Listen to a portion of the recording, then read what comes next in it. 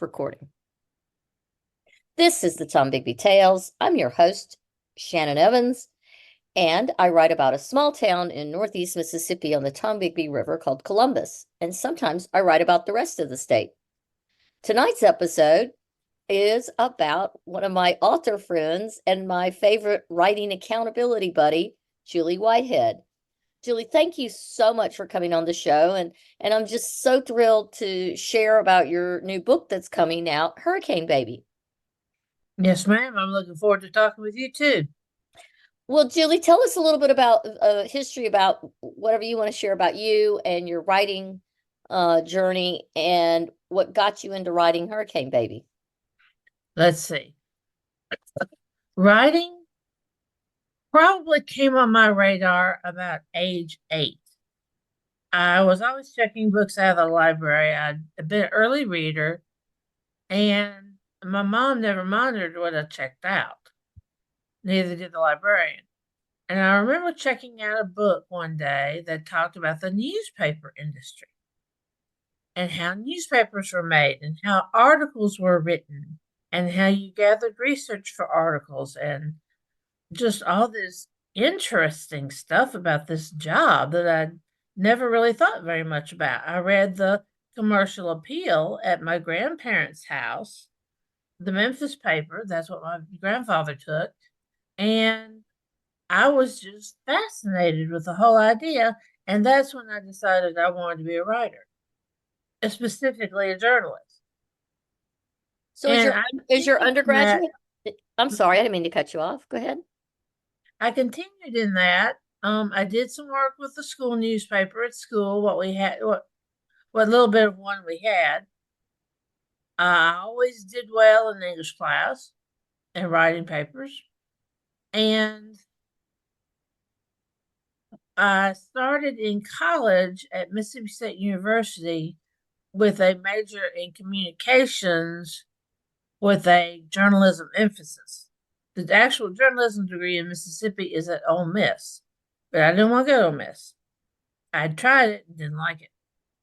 So I went to Mississippi State and I graduated from there. And then I got a master's in English lit and took creative writing courses. I was just trying to soak up as much as I could about writing before I got out and tried to do any of it. I took a state job once I got out of college. I spent a year teaching at Mississippi State after I finished college. And then I spent several years in a state job. And in 2000, I started freelancing for various publications. And that's pretty much the kind of work I've done ever since. It was as a freelancer in 2005 that I covered Hurricane Baby. I was in Jackson, Mississippi when it came through. It was a category 1 hurricane when it came through Jackson, Mississippi, which is about 150 miles inland. That's unheard of. Uh-huh. And we were not damaged in as far as our home or anything like that. My kids were off school because their school was damaged from the winds. And I was in the house with 3 small children under the age of 10, writing articles about Hurricane Katrina and what people were going through. And I got the idea to write a different kind of storm story. A lot of what we were seeing coming out of the coast were, because news means what doesn't normally happen, were stories about resilience and about the community coming together and about people who had lost everything but their family and said that that was enough, that they were all right with that. And I got to thinking, what about the people that aren't all right with what they've lost? What about the people who maybe didn't lose anything physically or any people, but the hurricane affected them psychologically in the same way it affected me. It was a very scary time in Mississippi when this happened because I believe I read a stat a while later. All 83 counties in Mississippi were affected from the coast all the way up to Tennessee. There Wow. wasn't a single one that didn't have damage. I did not know that. Yeah, it was a tropical depression by the time it got to Tennessee. So that Holy tells you cow. how strong it was. And I just got to playing around with the idea of what kind of circumstance could I use to send somebody around the bend in a hurricane situation. And I came up with one of the plot lines in Hurricane Baby, which is the Wendy Judd Ray plot line. Wendy and Ray are a married couple. He owns a hardware shop, but to balance out the ins and outs of working for yourself, he had a partner. And he also worked as a first responder. He was a fireman, professional fireman. Mhm. And Judd was a character that came on the scene. He worked with Ray. As he was a salesman, selling heavy equipment, and worked with Ray with his shop. And Judd came to Hattiesburg and got stranded. He couldn't evacuate up to Grenada, where his wife was. He couldn't evacuate back down to Louisiana. So he stayed with Ray and Wendy at their house until the storm was over. And while Ray was gone during the hurricane, Wendy and Judd had an encounter. And that really kicked off the whole idea of what do you do when conventional morality does not cover the situation you're in? Huh. And the whole idea of why do we do the things we do? And what happens when we don't know, when there's no reason? And those are the kinds of themes that are explored in the rest of the story. Um, there are 4 storylines in this iteration of the book, the one's being published. That's one of them. Another is Mike and Dinah Seabrook. Mike is a head nurse at Slidell Memorial Hospital, and he loses a guy to heat exhaustion, which is very deadly, but very simple to treat. And he decides he's fed up with losing people under his care. So he goes to work for FEMA, Federal Emergency Management System, to try to help more people get back on their feet. Hmm. And Dinah's his wife, and they have 3 kids. The third story is Tommy Abear and his girlfriend, Cindy De La Fosse. And Tommy goes on search and rescue, amateur, in Metairie, Louisiana, and he comes to a scene where there's nothing can be done for the people buried in the house they're Ooh. in. They do get it's a woman and a child. They do get the baby out and get him to a hospital, but there's nothing they can do with the girl, with the mother. And he starts drinking. So that kicks off and he never had drank before. So that kicks off the action in that storyline. And the final one is James and Lori King. They were from Kenner, Louisiana, and they evacuated up to Noxapater, which is close to where her mother lives. Evacuated to her house. And Lori was pregnant by about 4 months. And Lori has a miscarriage after the hurricane, which is a very common event. And while she's having a miscarriage, James is down in Kenner trying to see what kind of damage there was to his house. There wasn't any damage, but it had been looted, and the looters had shot his neighbor who was trying to protect his property Hmm. and killed him. So those are the kinds of stories that came out of all this thought I was putting into what do you do when there's no good choices. Uh-huh. So that kind of becomes the central idea of the book is how do you live when all the choices you have are bad and you can't stop making bad choices. So did you see similar stories like this in Katrina, or No, none of these actually happened. but were there similar I'm like humanity was uh at a lack of humanity, so to speak.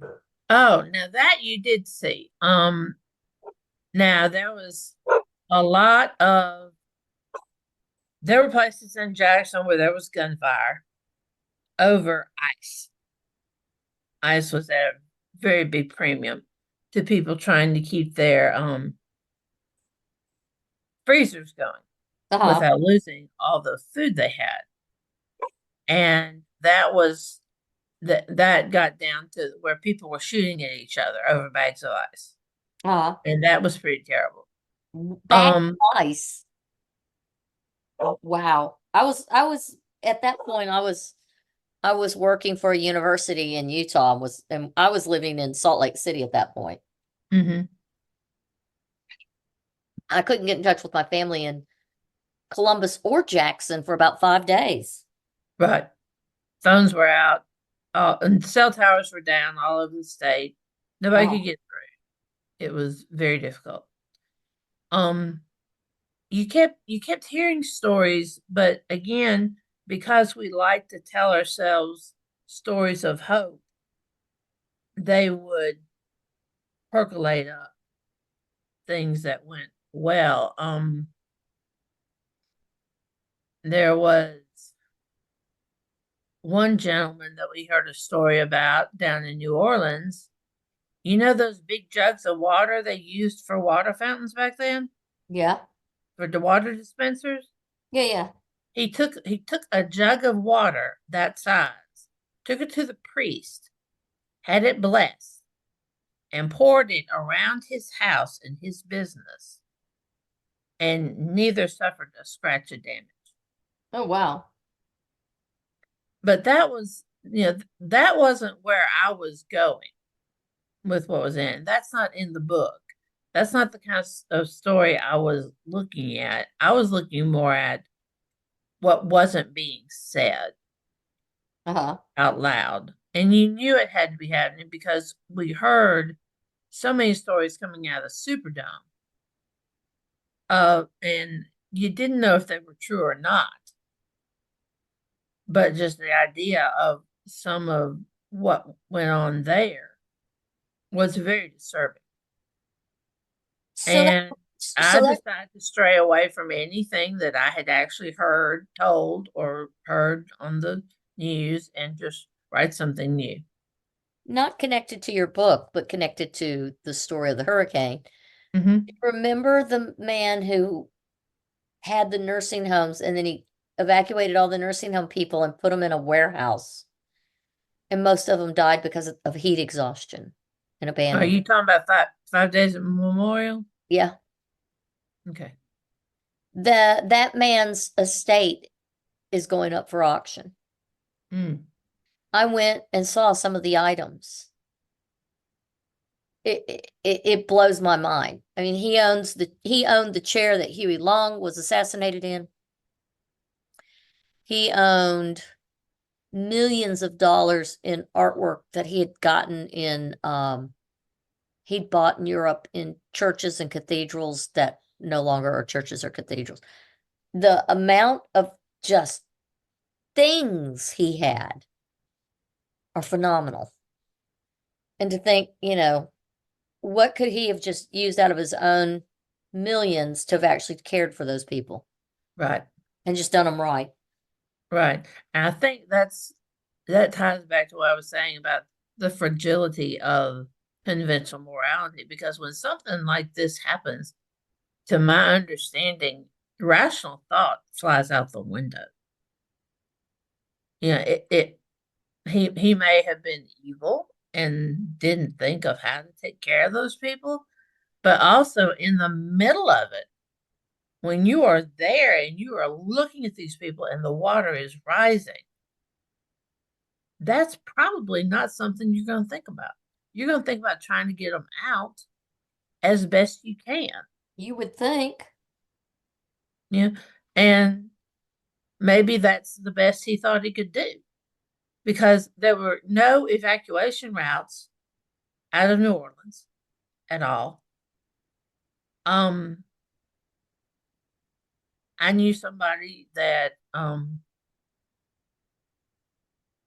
dealt in heavy equipment that went down to the coast in New Orleans, and Huh? they had to have police escort, so their trucks wouldn't be robbed of what they were Yeah. carrying. That sort of That's an unbelievable time. thing. It was. So where were you during Hurricane Katrina? Where were you living? I was in Brandon, Mississippi, right outside Jackson. And what did y'all encounter in that storm? Um, well, we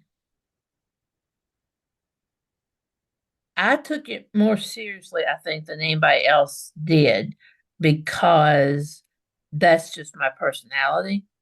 Uh-huh. And I remember sitting in church and the preacher was talking about what was coming and was leading a prayer service and talking about what the church was already doing to try to get down there and help people who couldn't evacuate.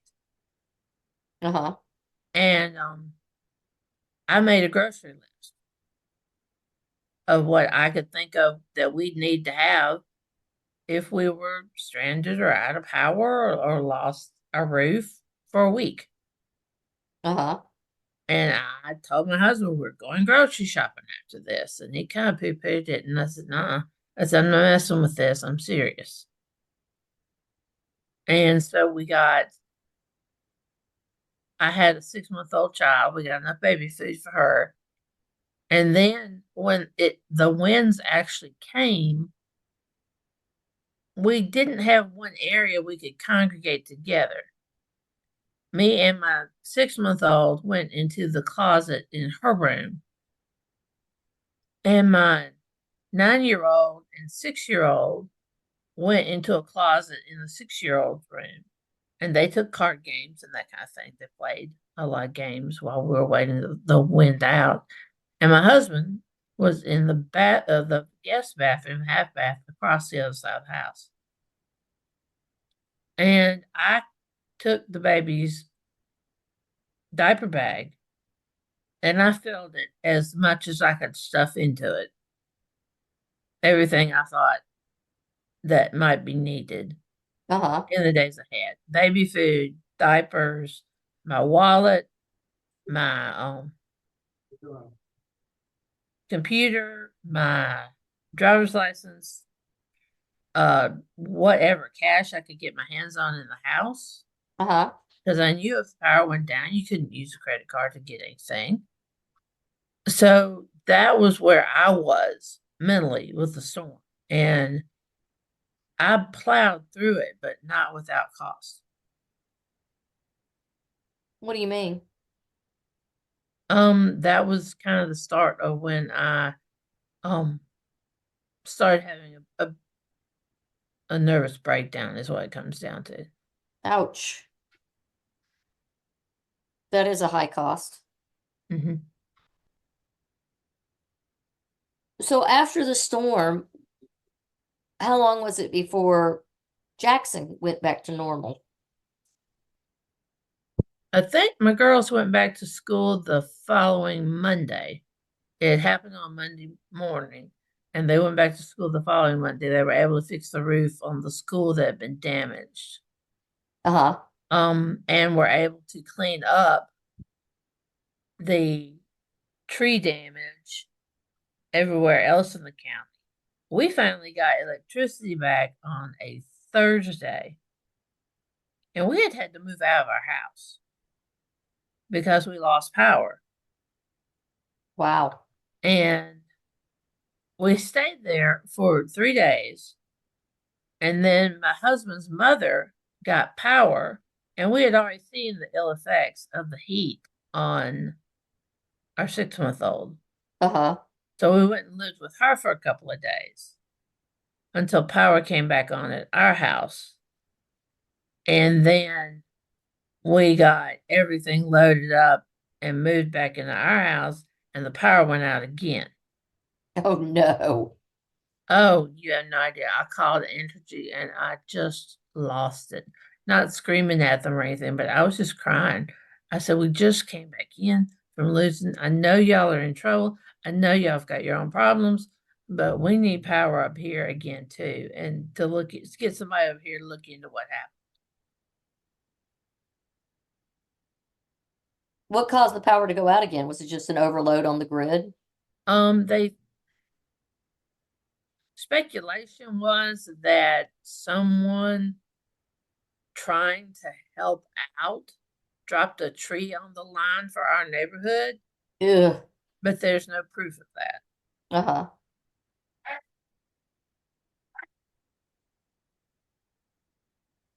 Well, let's get back to the writing of the book. When did you start Hurricane Baby? 3 days after Katrina, while we were staying with my mother-in-law, I was Really? drafting it in a notebook. Oh, wow. So you were just writing it longhand to start with. Mm-hmm. How long did it take you to actually write the first draft? The whole thing, 6 months, something along those lines. So it just came quickly. It did very quickly. At first, I just wrote a short story about Wendy and Judd. Uh-huh. And then I thought I was done with it. I thought I had it out of my system. I had it written. Yeah, I was done with it. And then a few days later, I thought, what would happen if Wendy wound up pregnant after that? And Judd wondered if the baby was his. And that opened a whole new can of worms for Uh-huh. the story. And I just kept asking myself questions like that until I had a 350-page manuscript. Oh, wow. Whatever works.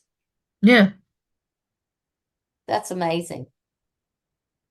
So now tell me about shopping it. How did that work? Or first of all, you had to revise it. right. The first time I shopped it, I had I actually found an agent who was based in Jackson. He's no longer an agent after the great publishing shakeout of 2009. Uh-huh. He lost all of his contacts. He didn't feel like he could do it anymore. But I heard about him from another reporter that I knew, and I contacted him, and he read it and just loved it and thought it could really go places. So he sent it to New York publishers, which there were more than just 5 conglomerates at that point in 2006. Uh-huh. And he tried really hard. And I got rejection letters from 19 very good publishers. And eventually I just shelved it. And in 2010, the fifth anniversary of the storm, or maybe the year before, I took the story up and I took the first three at that time, the first one, chapter one, chapter two, and chapter five of the book and wrote as a play. Uh-huh. And that play went on to win at the Eudora Welty New Plays Festival in Jackson, Uh-huh. Mississippi at New Stage Theater.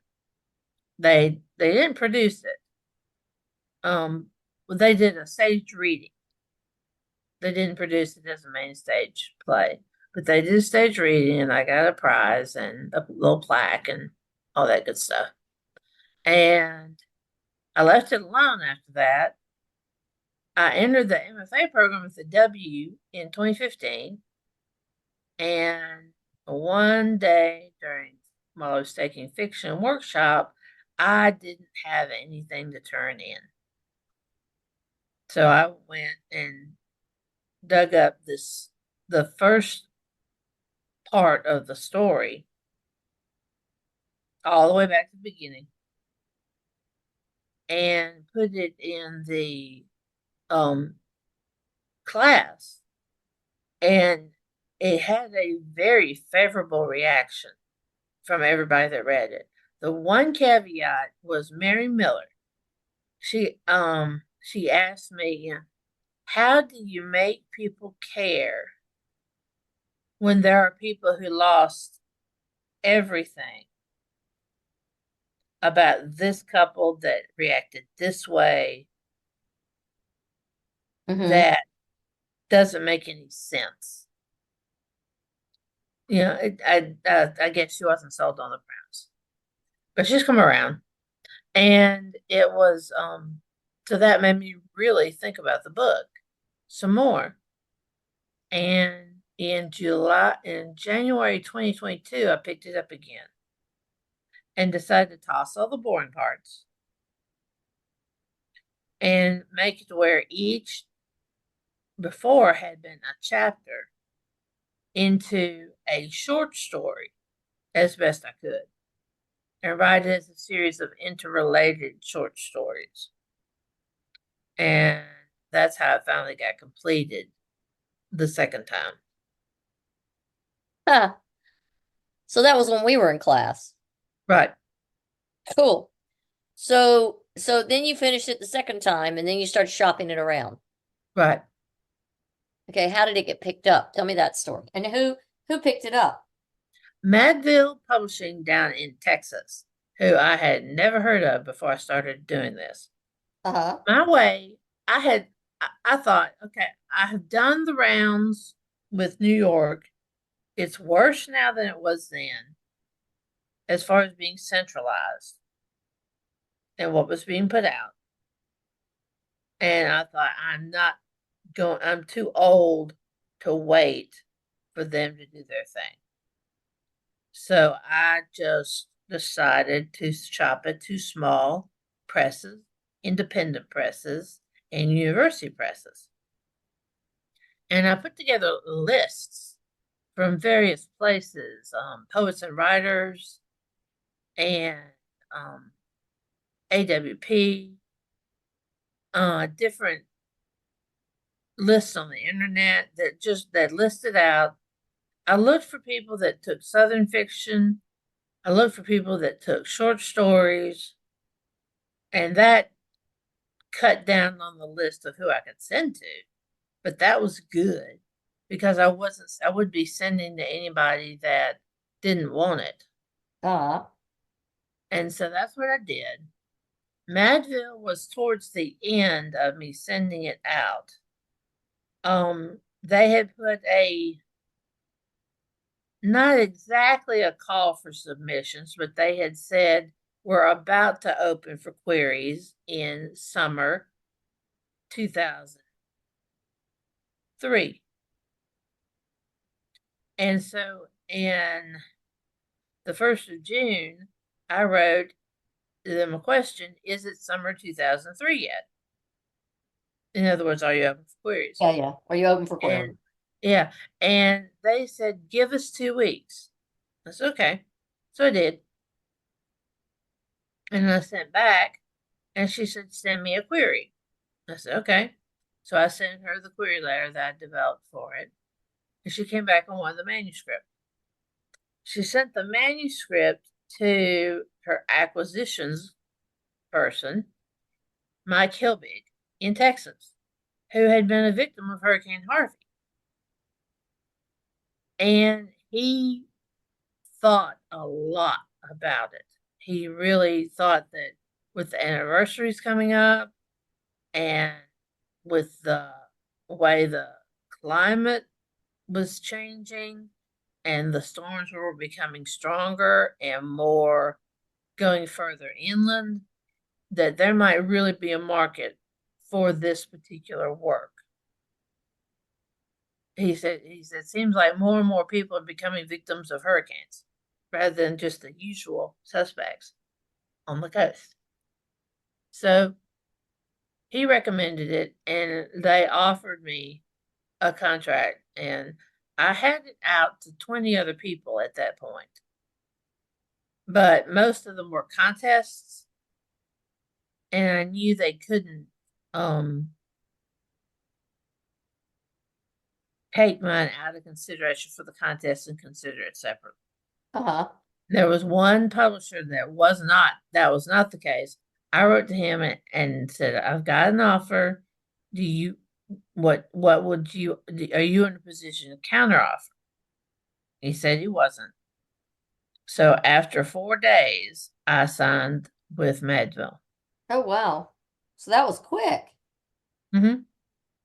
I didn't have very many people to contact, and I just said, yeah, I've got another offer pending, and I was curious to see if you'd counter offer. And they just, one guy sent back he wasn't in a position to, and another woman said, that was one with a contest, and she said, no, we're not.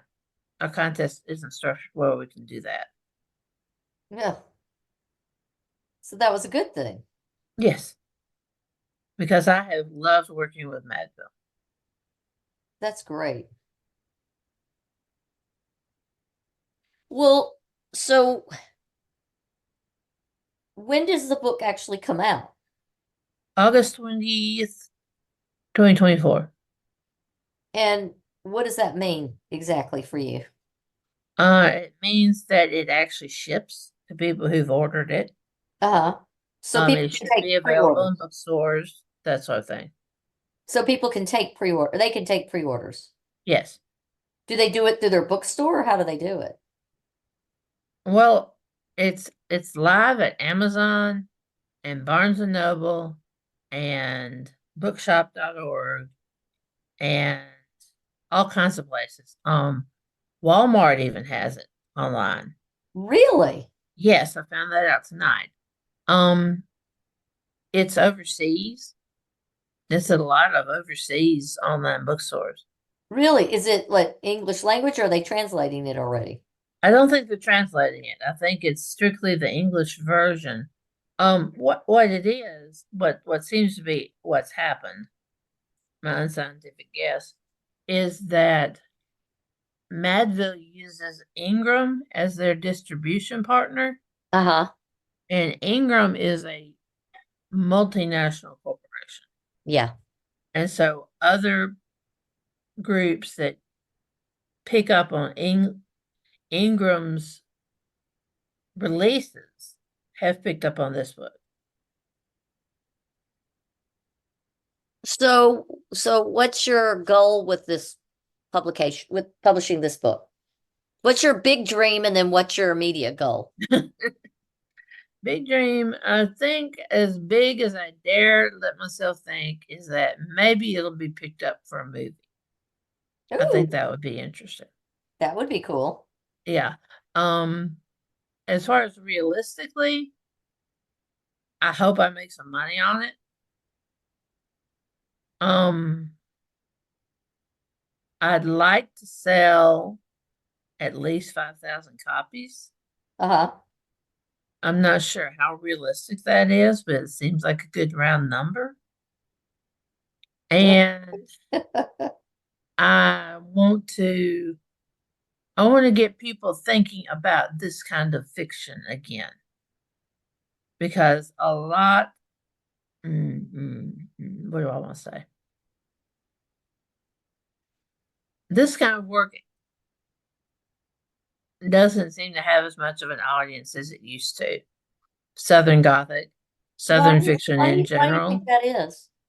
I don't know. I think it's because the publication houses are multinational corporations and they have to publish things that appeal to a huge segment of the world. Uh-huh. And Southern United States lit is not really one of those things. And I I find mean, that very Liddell interesting Welty has her because, fans in France, uh-huh. and so does Faulkner. And I'm not going to put me up with them, but um, it's not it's not considered to be a big seller. I don't think. I don't hear a lot of people making a lot of money off of selling straight Southern Gothic. No, which I find interesting because it's actually a universal story. It is. It's just got Southern Gothic elements. Yeah. But yeah, I mean anybody that's ever endured something like this will see it. Like Mike Kilbig did, the acquisitions editor. He said this is very real. Because he just talked about how he could see all this actually happening to somebody. Uh-huh. Whereas a lot of work is not written for, I guess, the ordinary Southerner to be able to read. Well, that's interesting. It's written for other audiences, but I'm not sure it's for just your average um Southern reader who wants real stories that sound like him. Yeah. I mean, there's a lot of argument about representation in publishing and who gets to be represented. And Southern fiction used to dominate those lists, Uh-huh. and they're not so much. And some of it is because there's needed adjustments are being made to let other people talk. Understood that, but a lot of people Mhm. still want, like, as I said, I can read a universal story is a universal story. It appeals, like, uh, why does To Kill a Mockingbird appeal to people around the world? It's a Southern Gothic story, but what is universal about that story that appeals across the world? Yeah, the man's been um indicted for a crime he didn't commit, Yeah. and it's told from the point of view of a girl who's trying to make sense of that. Yeah. So it's the downtrodden being it's the victim story, but it's the story of compassion Hmm. and redemption. Yeah, So why is have you read The Petrified Man? that's who Doyle Welty, right? Yeah. It's the I one know that about it, but I don't think it's I've the read it in a long time. but it's a short story about women gossiping and a man comes to town and somebody ends up pregnant and it's a circus comes to town, but it's the same story. I mean, we've heard this story before, but it's a bunch of women gossiping about each other. it's a lot of tropes, but it's richly told. Let's think, why is a Streetcar Named Desire performed all over the world? Yeah, I mean, it's the same thing. because they tapped into something that was universal. And I think that's true of any good literature, is that you don't have to be a certain sort of person to tap into what it's about. I think that's why I like Jasmine Ward's stuff. I mean, I know it's magical realism, but her stories are all very real. The experiences of the characters are the magical part, but the characters are very real. Was it Sing? What's the name of Sing that one? Unburied Sing. Yeah. I mean, it's the children are victims of their parents, you know, stupidity and selfishness, and yet the children are magical and can see things in the world that their mother used to see, but she doesn't see it anymore because she's lost her childlike innocence. And Mhm. so there again, it's a universal story, though it's told from a magical realism point of view. What always comforts me is that someone told a long time ago there are only 12 plots in the world, and Shakespeare wrote all of them, True. and you just have to do the best you can. That's pretty much it. It's the hero's journey, essentially, right? Each one of these people come out of what happened to them different than they did. Whether it's a hero's journey or not throughout, I'm not sure. Um, Wendy, somebody asked me when I read at an event in February, somebody asked me, does Wendy get over her guilt? And I made the comment, I think you'll have to read the book to find that out, but we're getting close enough to release day. I can say no, she doesn't. Um, Mike, he finally has his faith restored the same way he lost it at a hospital working. He had quit his work to run away from God, and he was brought back and redeemed. Um, Tommy doesn't make it out of his addiction. He loses everything and doesn't make it out. And James and Lori, for a minute at the end, you think maybe they're going to patch up what they had, but they can't, because what happened between them was so hard and so difficult that they can't overcome it. Mm. So they're all changed from who they were before the hurricane. Uh-huh. Every one of them are, but they don't get over it. They maybe learn to deal with it or not, kind of like in real life. Hmm.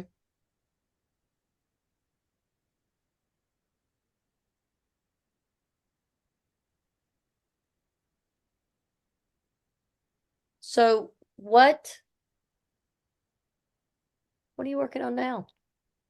That's a loaded question because I know. Do you want to share what you're working on now or no? It's okay if you don't. My current work in progress is it actually came from a rejected scene in Hurricane Baby. Uh-huh. I had written a scene where Judd and Wendy's child came looking for Judd. And I rejected it because I didn't want to carry the story out that far to her teenagerhood and whatnot. I wanted to end it. But I'd written that scene, and I remember thinking that there's nothing wrong with what you've got here and the idea that you have. And so I set it in the 80s, and it's about a teenager, a 16-year-old, who finds out she's adopted and goes on a search to find out who her adopted parents are. And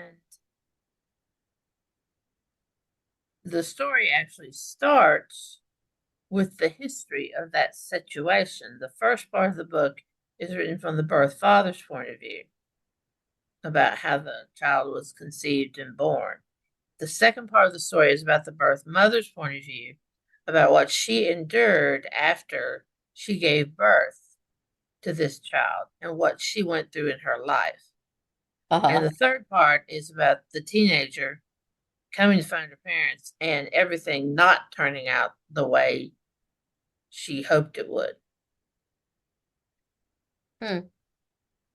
So be careful what you wish for, kind of thing.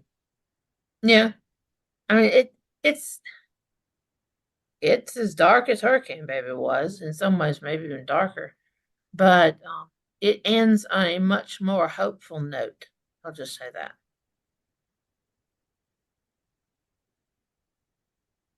What do you think you want to work on after your work in progress?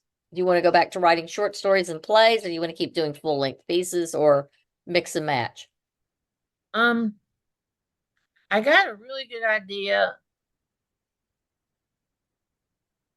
in the weirdest place ever. I was doing a sleep study, and I had this idea for a series of linked short stories about a mother and her a widow and her three daughters, Uh-huh. and how she wound up raising them, how they each came to a crisis point in their life, and how the power of family helped put them back together. Oh, interesting. Yeah, that's one that I'm thinking about. There's a couple of others. I wrote like 6 novels during that time period when I was writing novels. And some of them I don't know if they're worth going back to or not. Uh-huh. But I know that's one new idea that I'd like to explore. Cool. Well, that's, I hate I'm going to reveal our secrets. Julie and I meet just about every night. We started out, we were only going to do this on weeknights, and then we ended up, we both like to write, and we're both up at the same time writing.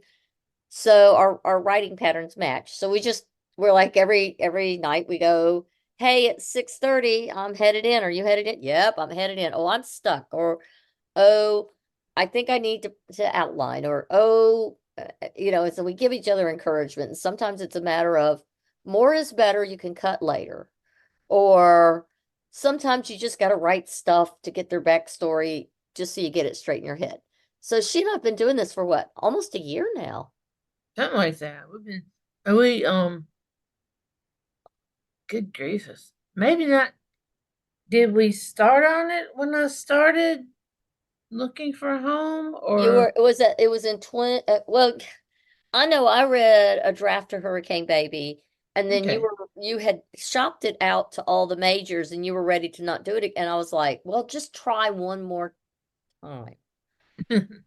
And because I thought it was definitely worth it definitely needed a home. It was not something that should be ignored.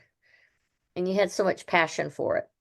Yeah, And then I've been over in this dark place trying to finish this book, this historical piece yeah, in a very dark part of our history, post Civil War Reconstruction through this just before the Civil Rights era. And so, I get into a point where I have to like go write about my podcast episodes or go do something else because I just get so dark. So it's always been good for me because I'll go up, write a podcast, or I'm writing for a client.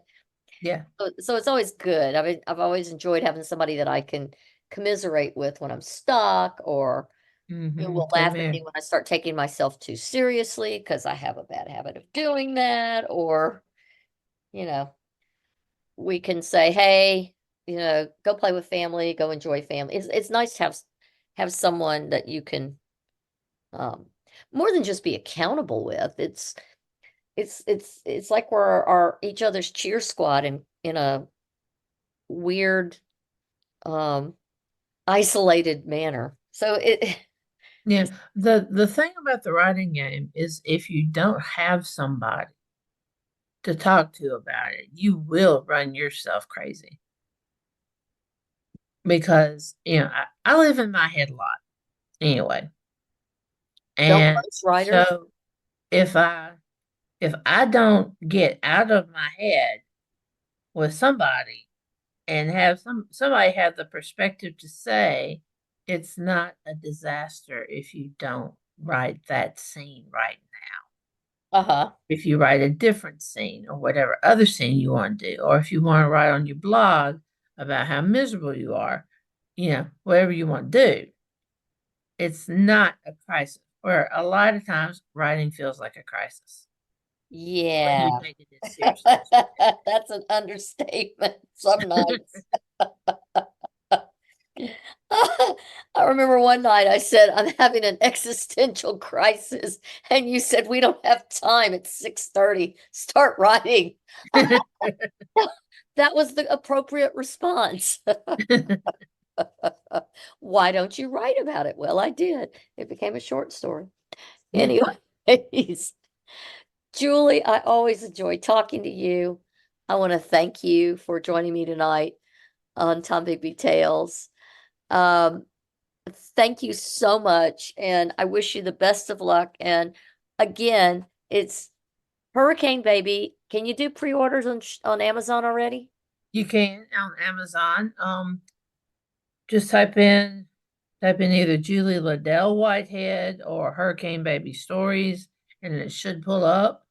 Might have to dig a little bit for it down the list, but it should pull up, and you can order it from there, and it'll be delivered sometime after the 20th.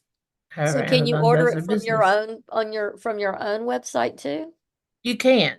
There's order links on my website. That's Julie, Julie, Liddell, Liddell, Whitehead, WHITEHEAD.com. Julie Liddell Whitehead.com.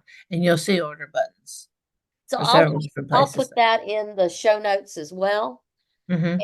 And we'll put that link in the show notes so people can pre-order.